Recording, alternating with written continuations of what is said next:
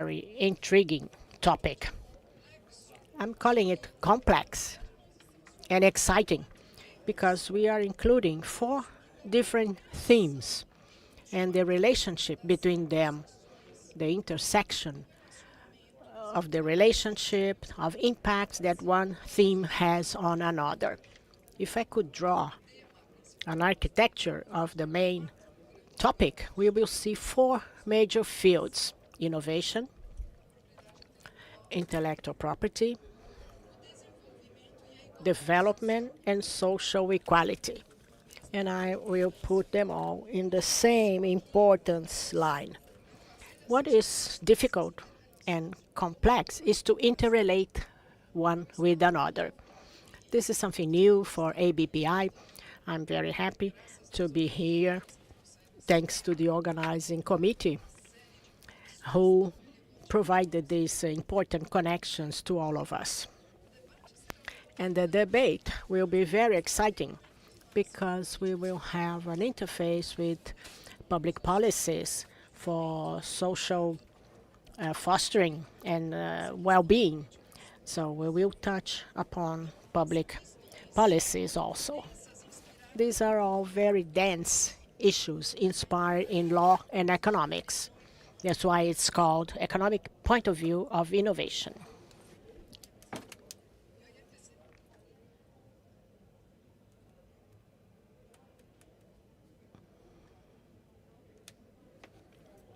Me dijeron que comience a las 11:30. Yo empecé a las 11:30. Está atrasado, entonces.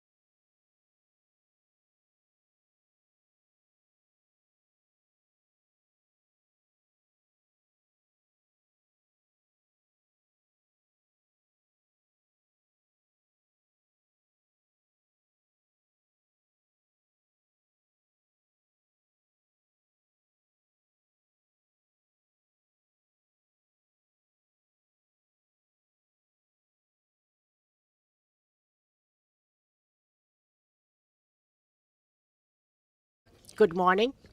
I have already done the introduction because I was punctual at 11:30, so I will summarize what I have already mentioned. The most important news is that this is channel 3 for Portuguese and 4 for English. If you are in panel number 1, we will talk about the economic point of view of innovation. I was explaining that if we think of an architecture, we have 4 major fields that are innovation, intellectual property, development, and social equality. The 4 are in the same line of importance, and what is new that ABPI is bringing is a study and an analysis of the connection, of the relationships, of the impacts of one theme into the other. I could even include a 5th theme would be human rights, that today there's a different approach. Before, this was something mandatory for the state, but now the private sector is also considered to have some obligations vis-a-vis human rights. Okay, so we will discuss based on law and economics. We have 2 speakers that ABPI has brought, very well selected. Since we have very little time, we have to finish by 12:30. I will start introducing both speakers and explaining how this will work. Right after my introduction, we'll have Mr. Pedro Henrique Batista and then Mr. Stephen Ezell. We will discuss some issues, and then we can open for the audience for questions, both here and as well as online. Mr. Pedro Henrique Batista, it's a pleasure to have you here. I know you are graduated in law by the São Paulo University and LMN by the University of Munich. You speak like 7 languages. Am I right? It's a pleasure for us, Brazilians, have someone from Brazil at the Max Planck Institute in such an important position as academic researcher. And also, you are the one responsible for the initiative Smart IP for Latin America, correct? Okay. Pedro, I think you are a multifaceted person. When I look at your CV, I see how you go through all these studies as a scientist of intellectual property, if I may call you that, at WIPO, at traditional institutions. The institutions call Pedro Henrique as an expert in different important areas. OMPI, or WIPO, calls him a traditional knowledge expert, and the German society, Cultivares, he also participates in GP, the Brazilian GP, as we saw this morning, and you are an active member of that group. Besides that, there's something interesting that Pedro Henrique also does. He's a founding member of the International Network for Antimicrobial Resistance Social Science. So he studies microbial, the resistance to microbial resistance. We have another expert here, which is Stephen Ezell. Eu vou ficar variando entre português. Make it easier that we don't have delays with the translation, mainly when, so all of us, we are here free to talk anytime, interrupt, and any language that you wish between English and Portuguese, okay? Steve, you are Vice President of the Information Technology and Innovation Foundation in Washington, D.C. I will cite here some of your very valuable contributions in a series of areas that you have been making. After you graduated magna cum laude, in Law and International Relations by Georgetown University. You have been involved in an impressive series of activities. Let me highlight some of them. First, well, you write a lot, Stephen. Actually, Pedro also, I have seen. He's a very modest guy, but he has a long list of publications.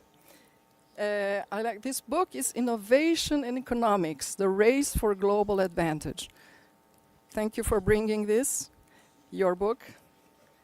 Besides this book, you are author of a huge number of reports on innovation, IT, e-commerce, intelligent transportation systems.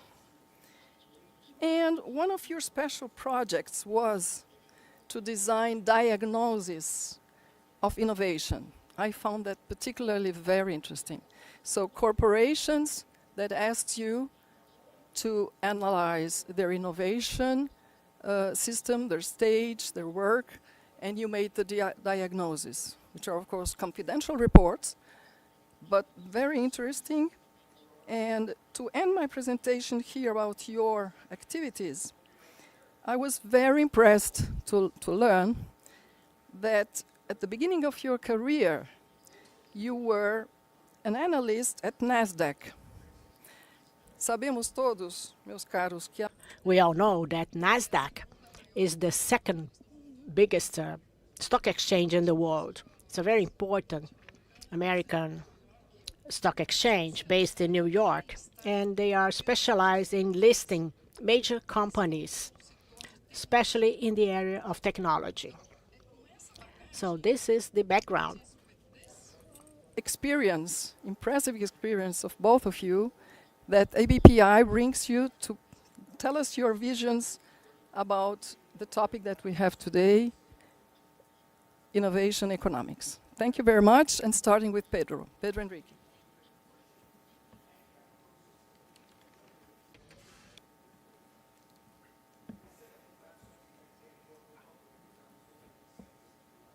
Muito obrigado, Elisabeth. Momentinho, não estamos ouvindo o microfone. Não, não, não, não, não. Não estamos ouvindo o microfone de Pedro Henrique.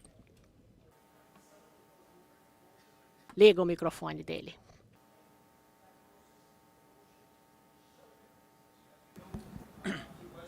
Funcionando? Yes, now it's working. Thank you, Elisabeth, for your introduction. Good morning, everybody. It's a pleasure to be here. Gabriel, Elisabeth, thank you for inviting me to discuss this important theme, which is discussed in the academia and also in practice, as we saw this morning. It's a very important subject. And it's interesting that ABPI brings in the academics to participate in this kind of discussion. We'll talk about economic point of view of innovation. This is a very broad theme we couldn't discuss in 10, 12 minutes. I've talked to Elisabeth as how the theme of the Congress is IP as an inducer of social equality. We should discuss economic development, social equality, and intellectual property. For that, my presentation is divided in three parts. First, innovation and economic development, then innovation and social equality, and IP and innovation. As you know, IP and social equality have an important factor that links them, which is innovation. That's why we will discuss these three themes. The first part, innovation and economic development. I'd like to introduce the Schumpeter theory. Please don't go away. It's very quick about innovation. It's based in a book of 1911 about the study of innovation as a phenomenon. Schumpeter defines innovation as knowledge, resources, and equipment that are incorporated in commercial practice. And this makes a difference from innovation to invention that is not necessarily used in commercial practice. Many are not used. There's the problem of patent. So he is talking about innovation as a market mechanism that it includes products, production methods, industrial organization that leads to a innovating reorganization of the production means. So Schumpeter is considering the so-called disruptive innovation as we know it today. The economic evolution, according to Schumpeter, occurs because of the creative destruction. That means for me to advance, I need innovators that will make a social mobility. And this is more or less like the blockbuster we heard yesterday from Crystal Washington. This brings risks to local economy because the market is established and it will have to move. People that work in blockbuster will go unemployed.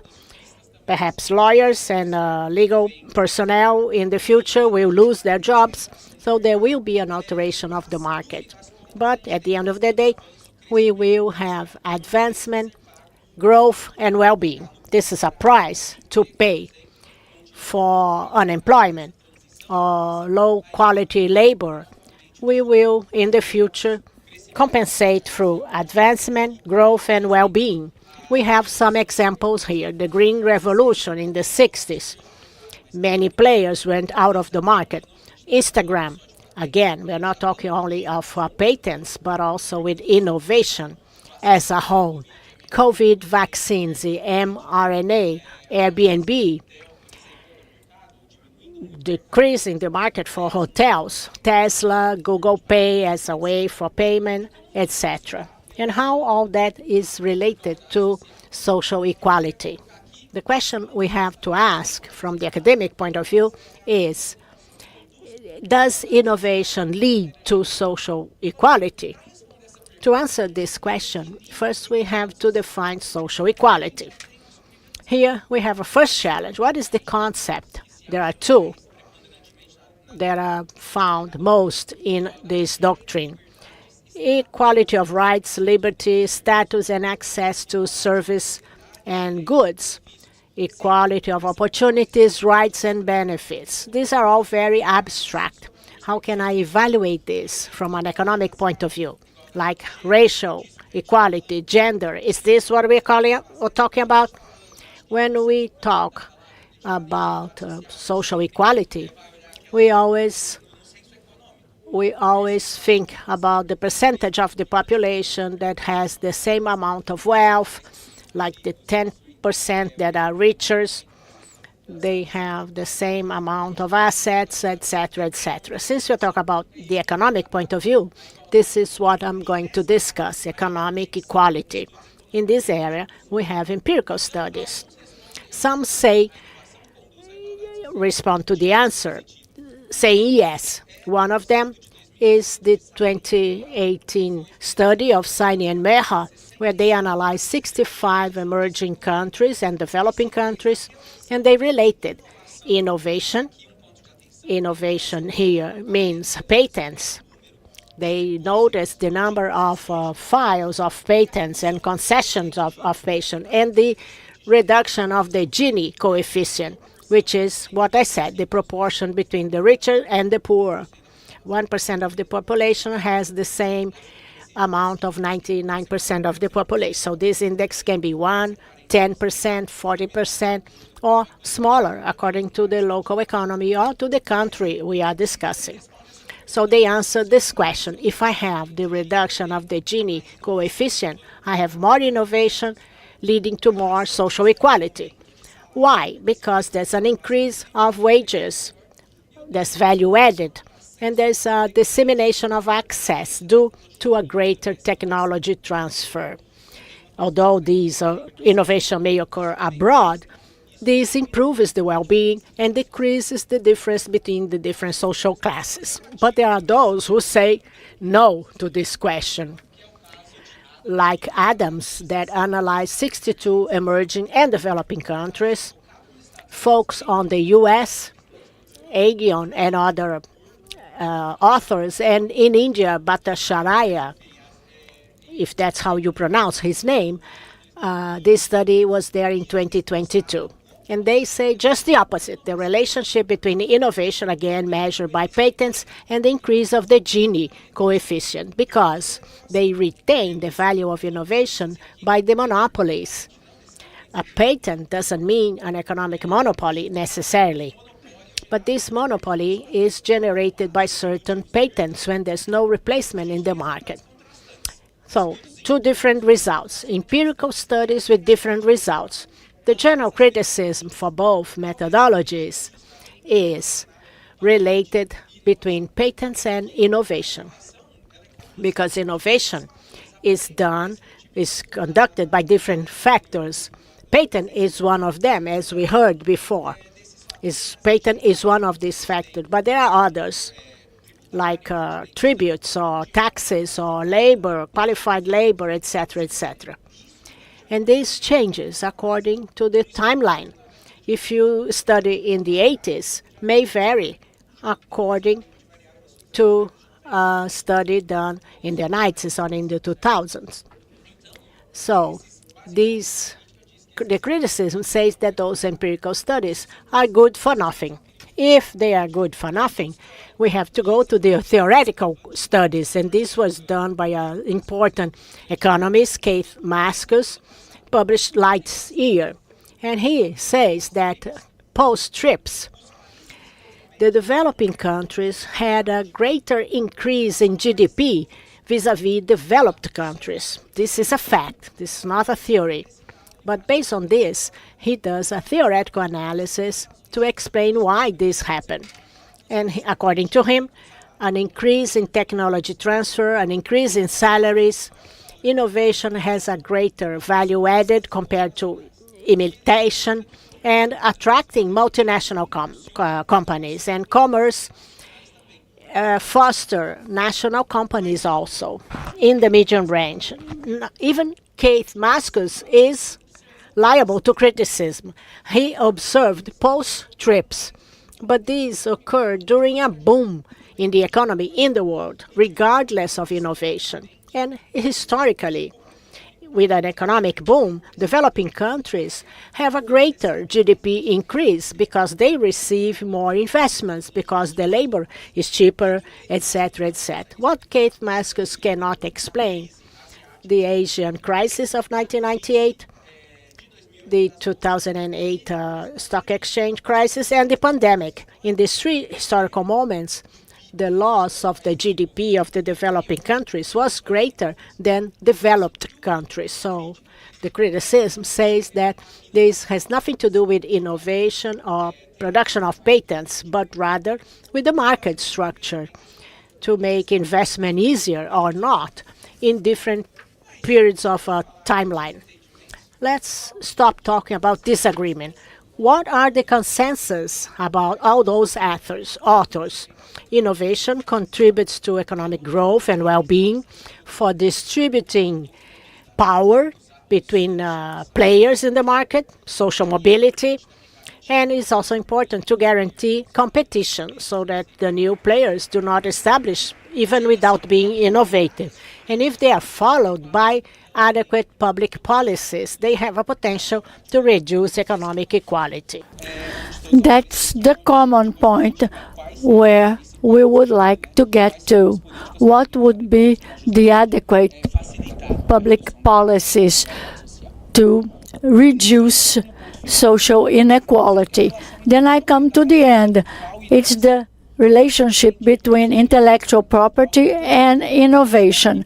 Talking about innovation, I'm going to talk about patents. And we have three historical examples. Henry Ford says, if I had asked people what they wanted, they would have said faster horses and not cars, because at the time cars were already there, invented in Germany, but they were not popular. They were too expensive. Henry Ford popularized cars in the US and then internationally, but he was against popular expectations. AT&T, when cell phones arrived in '83, they asked the consulting company to say how many cell phones would be sold by year.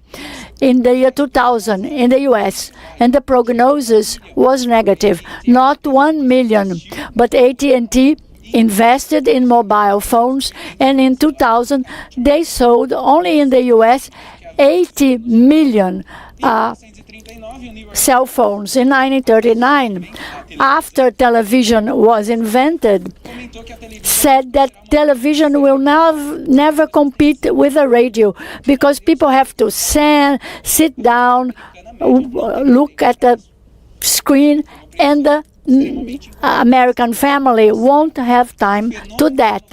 But it's incorrect. But what does it show about the phenomenon of innovation? The state, as a democratic representative, doesn't have the necessary information to choose correctly in the medium and the long run. Perhaps it would be more interesting to get this to the private actors that know better. The state can act like in the pandemic in strategic sectors, but in general, the incentive to innovation don't come only from the state. The innovators run a very high economic risk because Henry Ford could have created a car and someone else would create faster horses and people would buy faster horses. AT&T, the same thing. And also those who invest on television could have lost to the radio. So they run a big risk and they only have incentive to do that if they can recuperate their investment. And that's why we are going to talk about patents as technological innovations. I have an article that has been published. What would be the role of the right for patents according to the problem, the failure of market that we have, because the incentive to innovation doesn't come from patents, but from the perspective of profit that the market offers. What about if the perspective is low? For instance, rare diseases. We don't have a market for that. Some author said, no, let's extend the period of patents for rare diseases for 60 years instead of 20. But the economists say it's too long a period. Like innovation, it's such a long period that I can't foresee in 2 generations how much profit this will generate. Even in an extensive period, if I don't have a market, I won't sell. The same thing for antibiotics and also sustainable technologies. So patents are not good to create markets. I need the state to interfere. The second is the risk of investment in the possibility of free riding.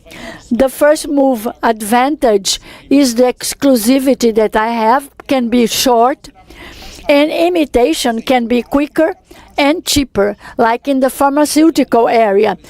Telecom market is different because the advantage of the innovator is greater, but the cycle is shorter. Depending on the market, the free riding is different.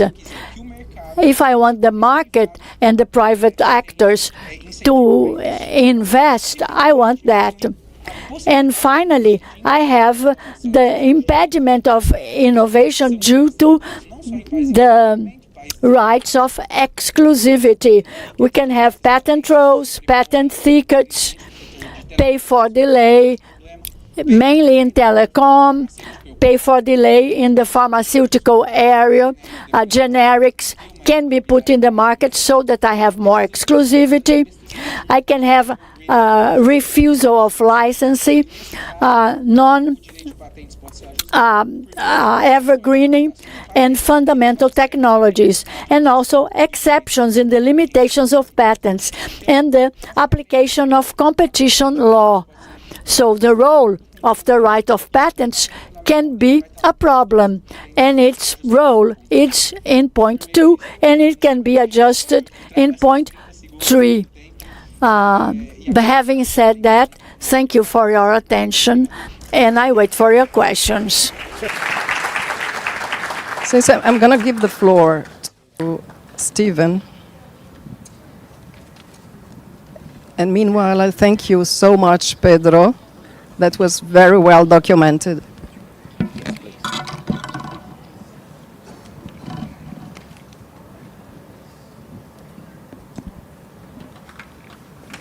Good afternoon. And thank you to Elisabeth for the kind introduction and to ABPI for the invitation to be here today. I'm Stephen Ezell. I'm the Vice President of Global Innovation Policy at a Washington, D.C.-based nonprofit science and technology policy think tank called the Information Technology and Innovation Foundation, ITIF. Our mission is to advocate for public policies that drive innovation-based economic growth in advanced technology industries like biopharmaceuticals or AI in countries around the world. Pedro ably introduced innovation economics, but it is truly a new theory and narrative of economic growth, as contradistinct from previous economic doctrines like neoclassical economics or Keynesian economics. It recognizes innovation as the product of intentional human action. And as such, it places not the accumulation of capital or the extent of government-induced aggregate demand, but rather knowledge, technology, entrepreneurship, and innovation as the focal points of economic growth. As Schumpeter wonderfully said, historically, economics was a study of scarcity, how societies optimally allocate a scarce set of resources, caipirinhas, or drugs. But that's not really the question, as Schumpeter said. No, the question is how we can manufacture the widget or the pharmaceutical more effectively, what he called productive efficiency, or better yet, how we replace it with something better entirely, the car for the horse, what he called dynamic efficiency, the source of the gale of creative destruction. We focus on trying to advance innovation in advanced technology industries. But these industries share three peculiar characteristics from other ones.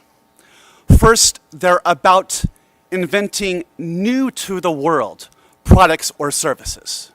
So it's not making an automobile cheaper or making a generic drug. It's inventing a new to the world drug, a new semiconductor, a new movie or software. These industries are characterized by very high upfront fixed cost of R&D and development. It cost $100 million to make the first film. It can take $2.6 billion in 15 years to make the first new pharmaceutical drug. But incremental copies of the drug or the semiconductor come off the line at cost. So their marginal costs are lower than the average cost.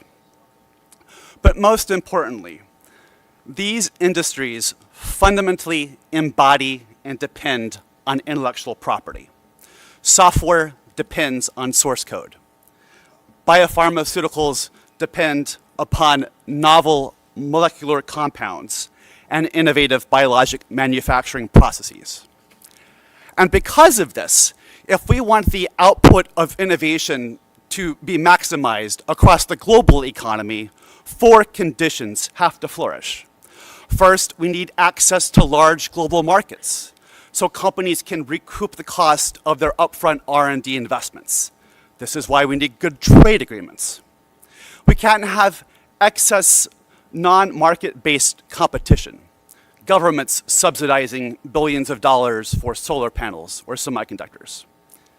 We can't have forced localization requirements that make companies produce locally as a condition of market access.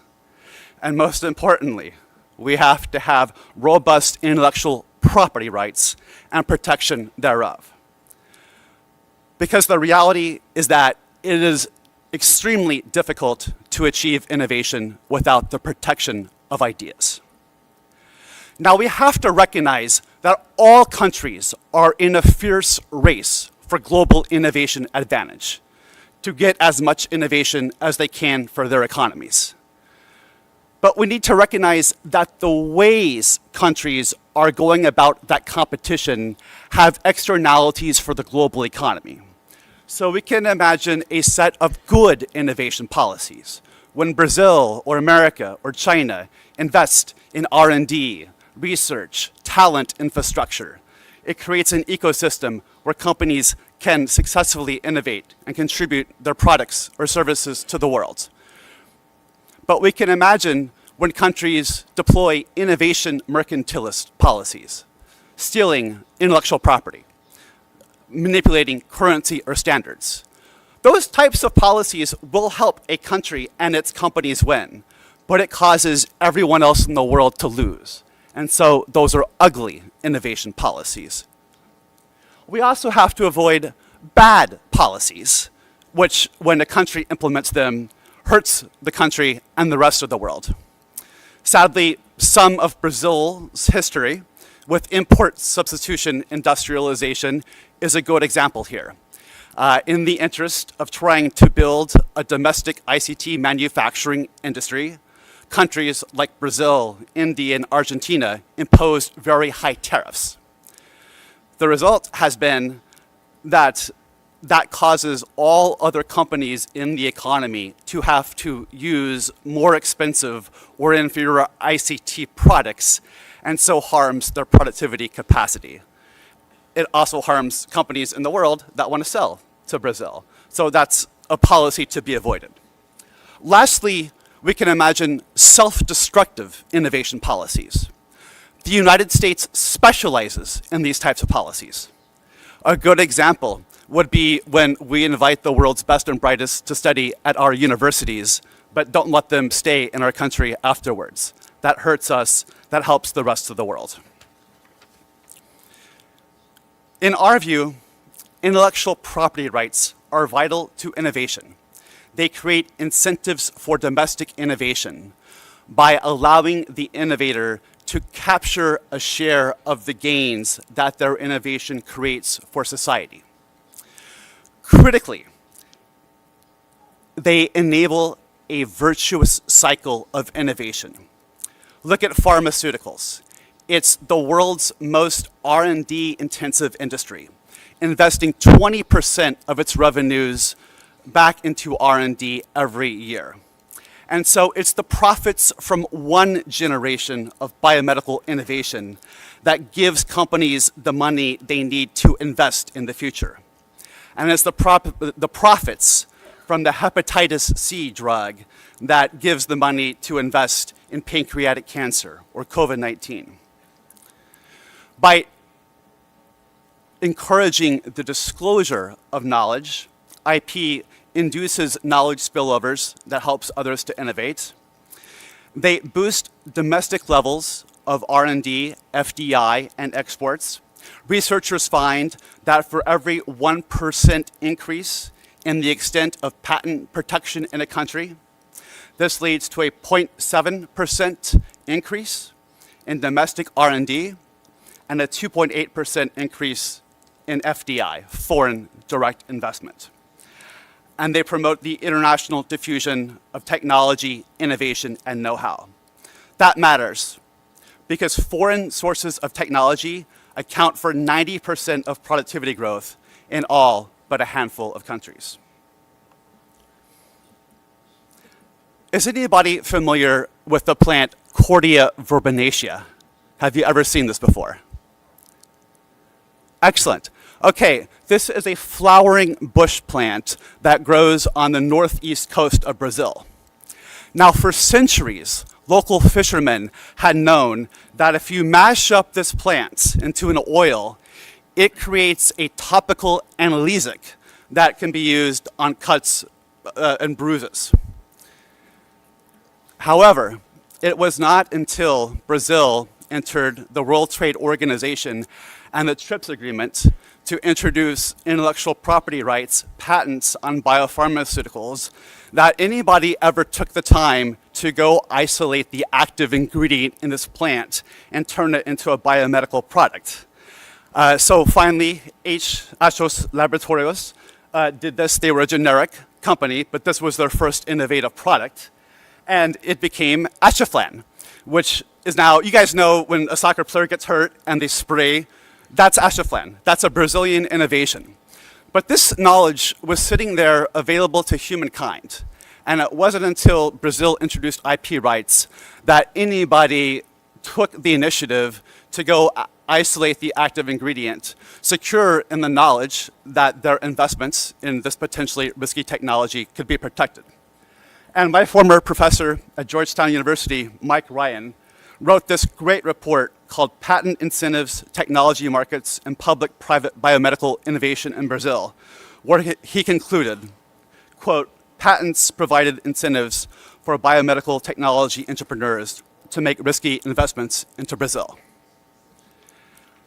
I'd just like to point out that that is one case study among 50 in a series of reports we have called Innovate for Health, which documents stories in developing countries around the world of how stronger IP rights led to biopharmaceutical or medical innovations. Another great study there was from Cameroon. This gentleman, Arthur Zhang, he actually was the world's first inventor of a portable electrocardiogram to serve patients in remote clinics in Cameroon. And as he pointed out, it wasn't until Cameroon joined the African Intellectual Property Organization that he had confidence in the ability of his company to innovate and to capture profits from their innovations. I'll just point out that studies have found that countries that implement stronger intellectual property rights are more likely to attract companies to introduce innovative drugs to their countries. I want to conclude with 2 slides. Turning briefly to the United States. We did a study in 2019 where we looked at where innovation jobs are found in the US economy.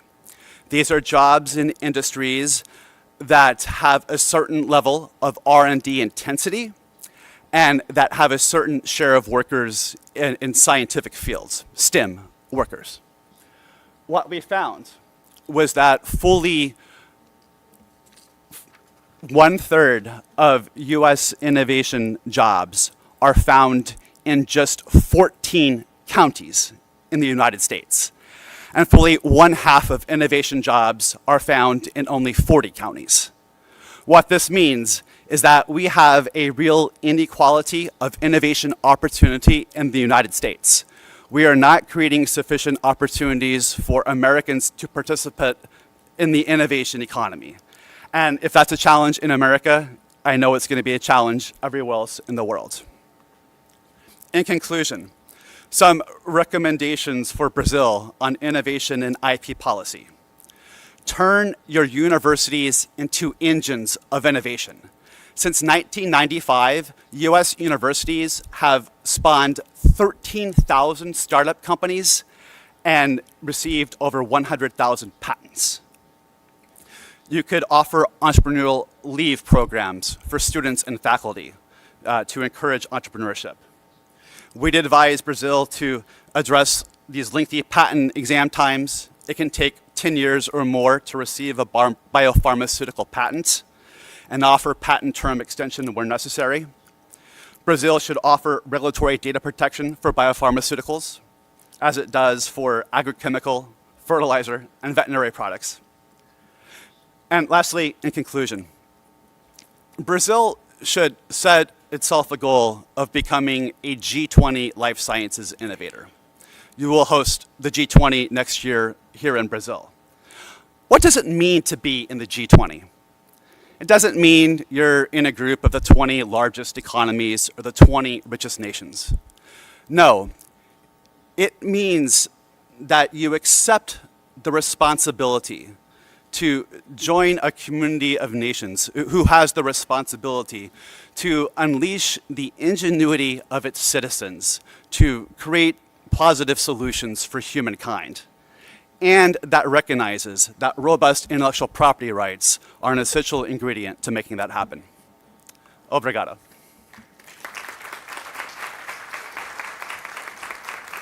Stephen, to the audience, we had prepared here a whole series of questions. We wanted to prepare a large debate among the panelists. This will not be possible because we have also an online audience and also questions from the audience. But before turning to the audience for questions, I'd like to make just one of the whole list of questions that we had for our discussion. And the same question, can you hear me well? Yes? To you, Pedro, and also to Stephen. Okay? So I'd like to know what are the difficulties to make the empirical studies regarding the relationships between IP innovation and social equality. So I'd like to ask Pedro. Thank you very much for this question. So the point is that we have a lot of complexities involved in defining what are the public measures necessary for achieving this goal. It's not only about patents, it's about taxes, it's about education, it's several measures which can impact the reduction of social inequality. And what we conclude in our Max Planck Institute in Munich, for instance, that a single piece of work, an article, a book, a study as such, can only deal with part of that. So the point is we need several studies in different fields of economics, of sociology, for instance, in order to have, in the end, a big picture to make appropriate recommendations. Then we have a dilemma, because politicians cannot wait so much for that. Such studies can take 5 to 10 years. If you want to make economic empirical studies, we need data from the last 40 years, maybe data we don't have at the moment.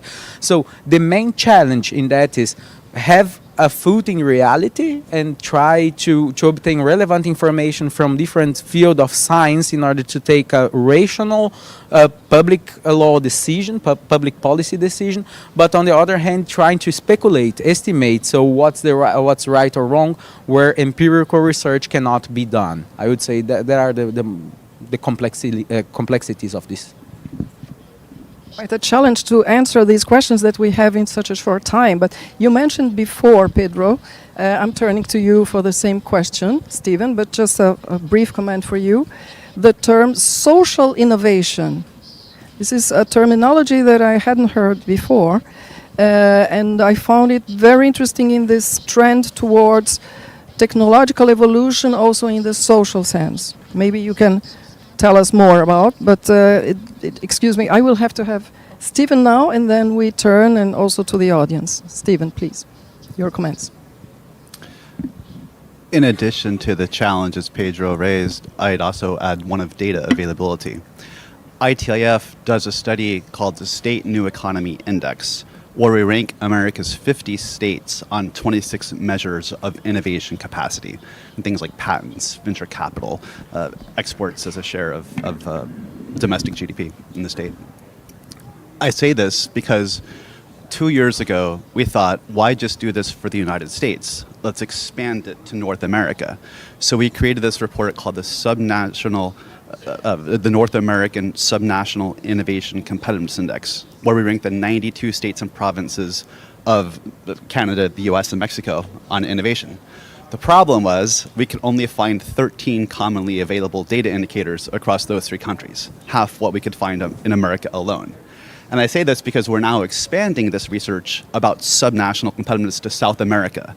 And in September, we'll release a report that compares the state-level innovation capacity of Brazilian, Colombian, Chilean, Peruvian, and Mexican states, which will be great, I think, to have a sense of competitiveness across South America. But again, the problem was we could only find 13 commonly available indicators. So collaboration among countries for better data collection, and maybe even making that a part of trade agreements, would be one way I try to deal with the data availability challenge. So regarding social innovation, there is no clear definition in literature what's social innovation as such, but in the end, social innovation is a kind of innovation which has a mission in the end, so a social mission or environment, for instance, yeah?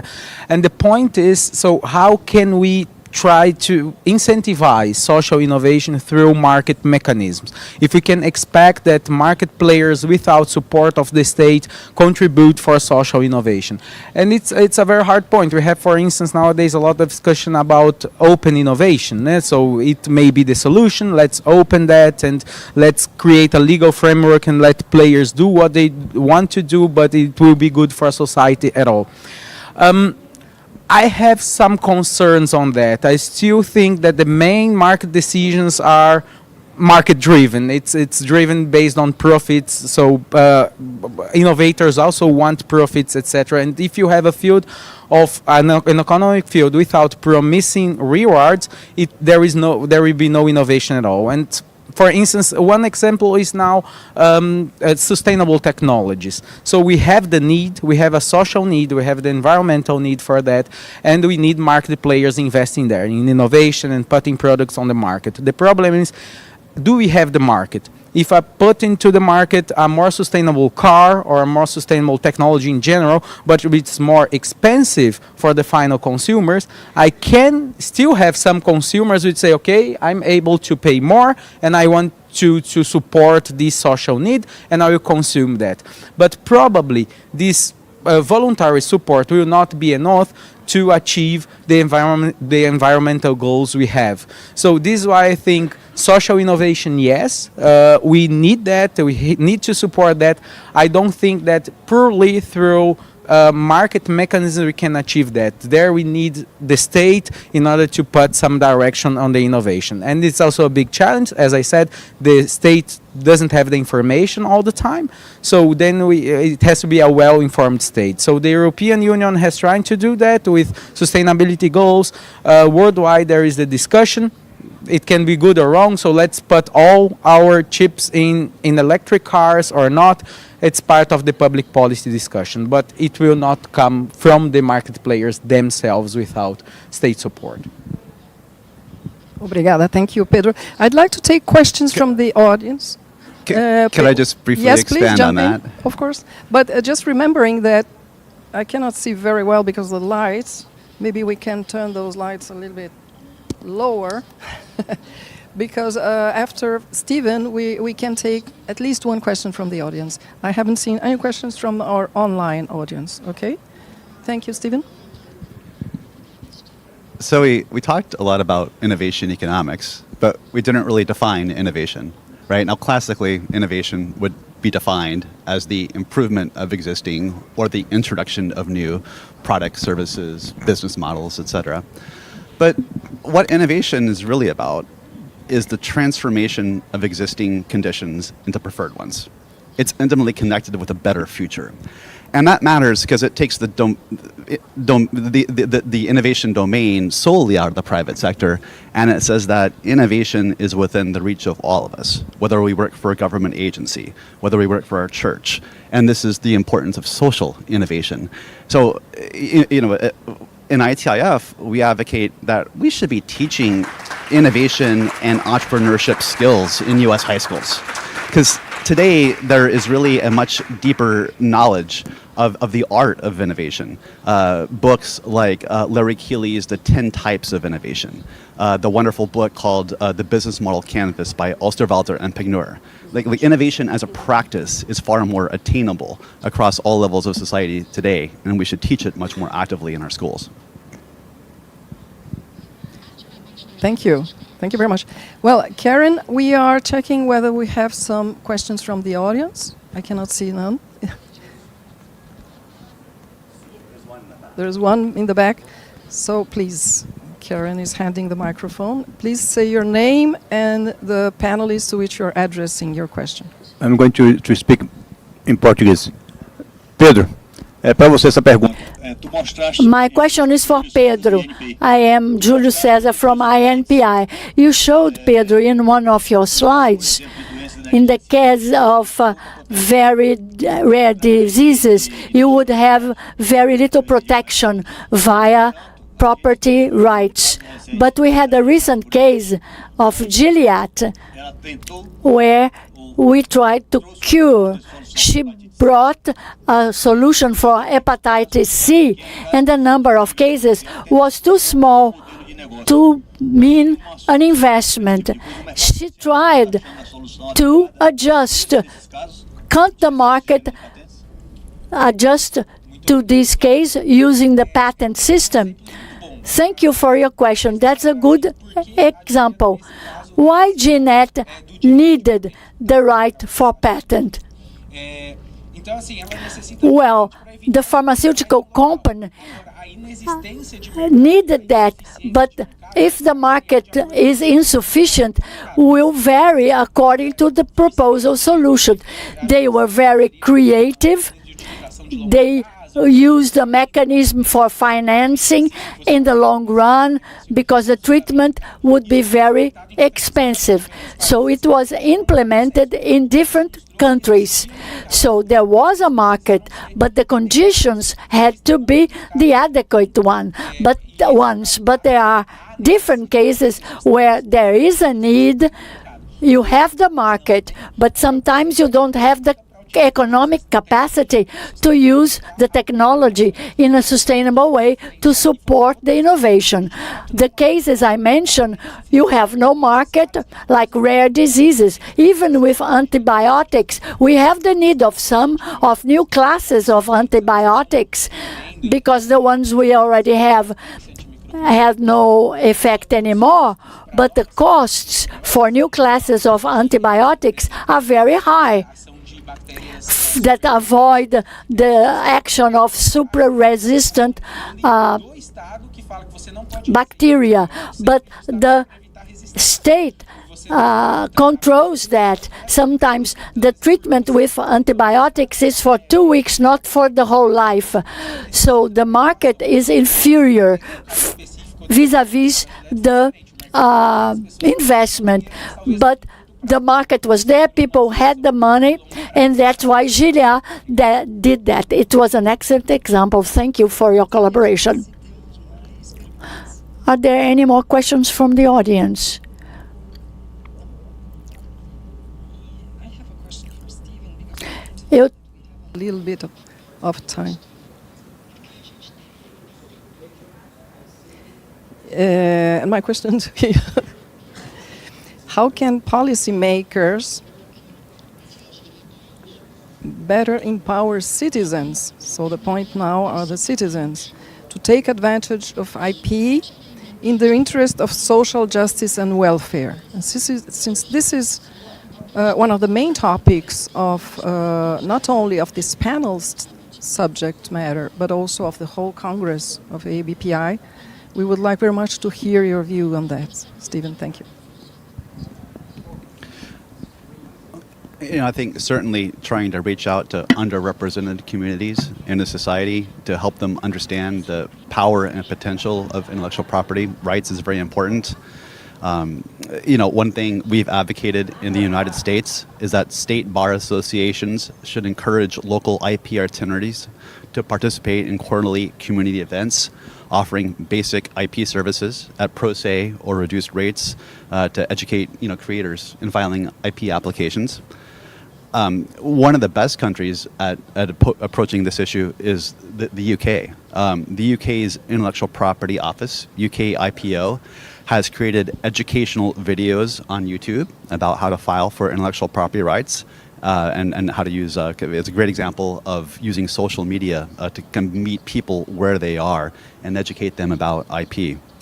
Lastly, I would say that in America, there has been a move to develop a low-income innovator pre-prosecution assessment pilot program. This would provide kind of preliminary assessments of potential validity of patents and kind of decreasing some of the cost to low-income communities about trying to file for intellectual property rights. Thanks so much. Stephen, before we close, can you give us the references of your book? I guess we have in the audience, not only myself, probably Pedro as well, but very interested in your work. The book is called Innovation Economics, The Race for Global Advantage. It was published by Yale University Press in 2012, and it's available on Amazon, Barnes & Noble. Most of your basic bookstores should have it. Thank you. Sure to have it. Thanks so much. Pedro, I have a last question for you before we close. In your opinion, how can the degree of protection of patents, you have talked a lot about patents, and also we have given a lot of examples from the bio areas, pharmaceuticals, but how can the degree of protection of patents be used as a strategic public policy? This would be quite an important issue to tackle before we close our panel. Thank you, Pedro. Thank you very much for this deep academic question, Elisabeth, and it's really challenging to answer in a few minutes. Sorry, Stephen, I will switch to Portuguese because of the audience in order to make it quicker, because I think it's a crucial question. What is the adequate level of protection of intellectual property for Brazil? I would start saying that patent protection is needed. In the 19th century, there were movements saying that the social cost for patent protection would override the social benefits that patent would cause. For many years, this discussion was on until the 1950s, until Frank Marx said if we didn't have patents, we shouldn't implement a patent system.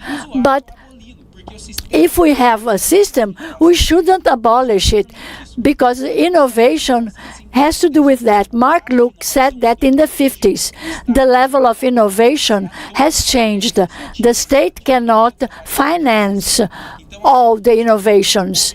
So perhaps Mark Luke would say that we shouldn't abolish the patent system, and the right for patents is important to avoid transaction costs. How can we license technology without patents? Only with NDA, we wouldn't have the money.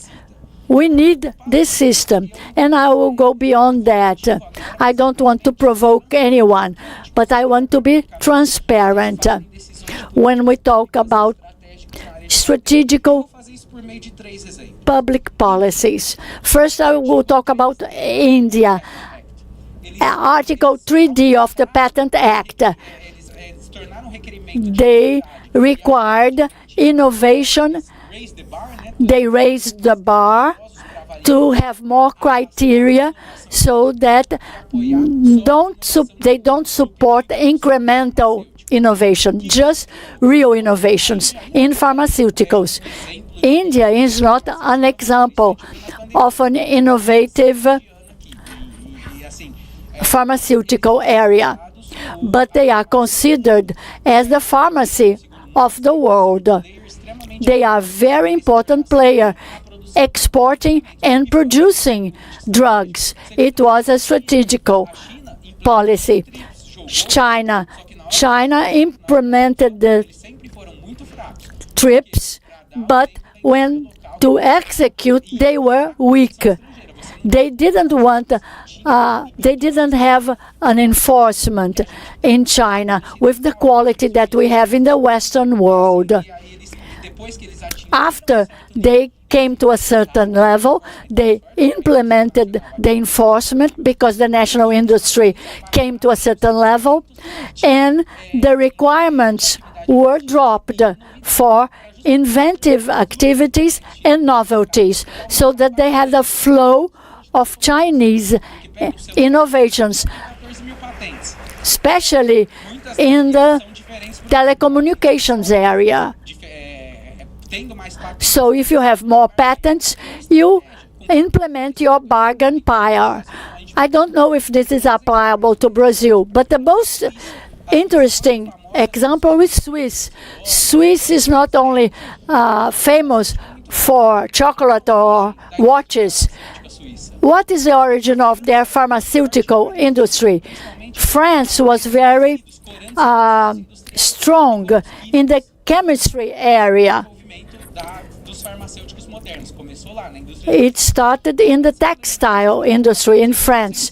In 1857, France implemented the patent system, and then it was protected. All the French that were in the area of pharmaceutical, they said, Fuxina is protected. They went to Basilia, that is between France, Swiss, and Germany. And the French producers started to produce there. And the Swiss state said, you are welcome, but I don't have the raw material and I don't have the market. So let's do a high quality Fuxina. Let's add value. Then they had the basis of modern pharmaceutical. We had Roche and Novartis. In 1907, Swiss protected international pharmaceutical patents. Should Brazil do the same that Swiss did? No, not at all, because now we have TRIPS, and the global chains are different today than they were in the end of the 19th century. But Brazil should perceive in strategical areas, sustainable energy, for instance, pharmaceuticals, drugs, to make a sustainable political decision to strengthen the national industry. What I recommend is not to copy India or China or Swiss. Each country has its own individuality. So we have to research more. Well, our panel is the last to finish. For a long time, because I've been learning so much, and it's really very interesting. Thank you very much. You are contributing with your knowledge, but also with such a synergy and energy. I mean, we had wonderful discussions. We'd like to have this more, and ABPI has taken note of the very important recommendations that both of you are giving us here. We're really tackling such an important subject. So thank you for coming from so far away, from the US, from Germany, and for giving us all your knowledge here and your views. Thanks so much to the audience as well. Thank you.